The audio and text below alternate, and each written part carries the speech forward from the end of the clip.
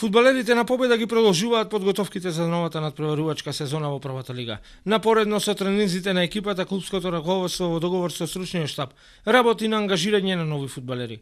Викендот ангажирани се и веќе на тренинзите на екипата се приклучија тројцата нови членови на Победа. Тоа се 24 годишниот десен бек и доскорешен играч на Силекс, Ангел Четимовски, кој до сегашната кариера со над 100 прволигашки надпревари ги играше за кратовскиот тим.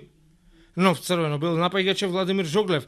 Жоглев кој во септември ќе наполни 20 години, а во Победа доаѓа од Осогово Кочани, каде беше најдобар играч и стрелец со што доби повик во аматерската репрезентација која го освои првото место на турнирот во Велс и обезбеди втор октомвриски турнир со Северна Ирска, Португалија и Русија.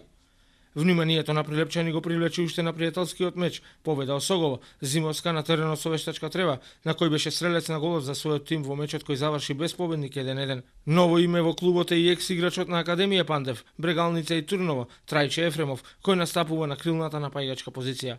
Победа досега во овој летен преоден рок ангажираше 7 нови фудбалери: Драгарски, Марковски, Калановски, Мустафов, Манчески, Тимовски, Жоглев и Ефремов.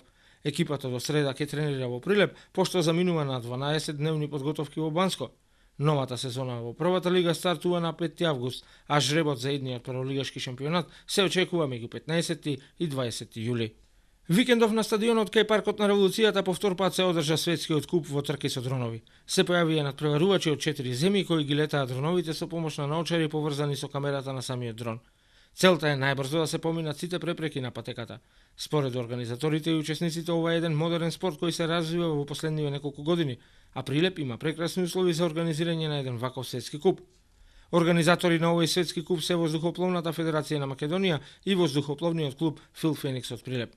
Со одржувањето на овој надпревар се збогатија воздухопловните спортови во Македонија со уште една нова воздухопловна дисциплина, каде првото место го освои Јакум Томан, второ пласиран беше Ников, а третото место му припадна на Георгиев.